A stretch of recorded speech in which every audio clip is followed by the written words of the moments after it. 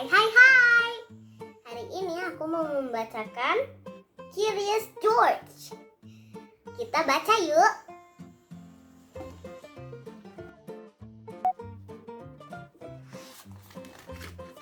Curious George.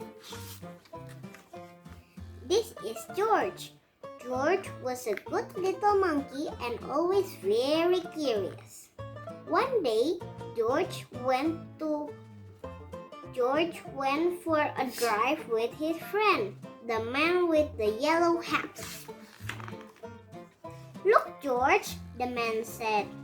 "There's a shop that chocolate factory up ahead. Let's stop for a treat." George loved chocolates. Inside the shop, boxes of chocolates were stacked everywhere. But the man with the yellow hat found his favorite straight away. George, he said, "wait here while I buy these. And please stay out from trouble." George looked around the shop. He saw chocolate-covered cherries, a fudge-flavored lollipops. A chocolate bunny caught his eye. When something else caught his eye. What were all those people looking at? George was curious. He climbed up to get a better look. Through the window, he saw a lot of trays filled with little brown dots. What are all those little brown? What were all those little brown dots? George was curious. He found a door that led to the other side of the window. The little brown dots were chocolates. Of course, a tour guide was showing a group of people how to tell what is inside the chocolates by looking at the swirls on top. This little swirl means fudge. This one says that caramel is inside. And this wiggle is for marshmallow. This is the squiggle for truffle. This one is for nougat. This sideways swirl is for orange fluff. And this one is for George's favorite, banana cream. George followed the tour group until they come to a balcony overlooking a room where the chocolates made. Down below, busy workers picked sweets off the machine and put them into boxes. These were the machines that make the chocolate with the swirls on top. The chocolates came out of the machines on long belts. But how did they get swirls? George was curious.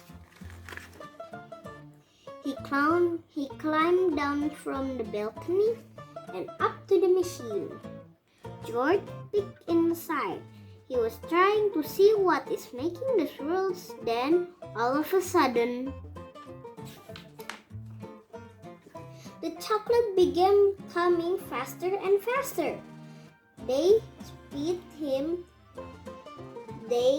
sped by him so quickly. They seemed to be running on legs of their own. "Quick! Bring more boxes!" yelled the man with a tall white hat. What happened? Asked another man. Nobody answered. Nobody knew that had What? happened.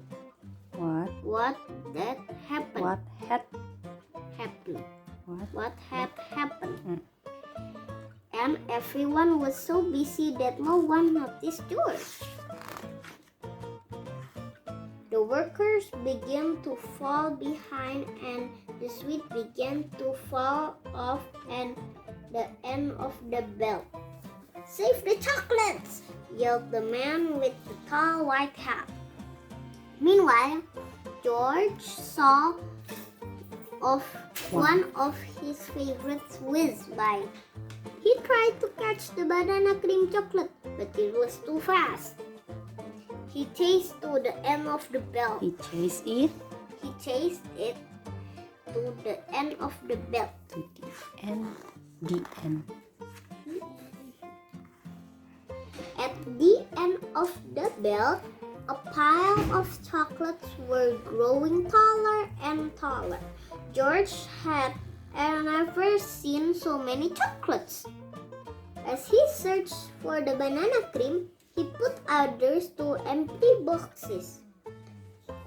George was a fast worker. Someone noticed and yelled, "Bring that monkey more boxes! He's helping us catch up." Not all the chocolates made it into boxes. But no more chocolates fell on the floor. Just when George and the workers were all caught up, the tour guide ran in with the man with the yellow hat. "Get that monkey out of here!" she yelled. "He is running our chocolates. Winning. He is ruining our chocolates." "But this little monkey saved our chocolates," explained the workers. Then the man with the tall white hat said to George, "You may have caused us some trouble, but you were a speedy little monkey. You deserve a big box of chocolates for all your help." George was glad he was not in trouble, but he did not take the chocolates. Back in the car park, the workers waved goodbye as George and his friend got into their little blue car. "George, are you sure you don't want any chocolates before we leave?" asked the man with the yellow hat. George was sure. The end.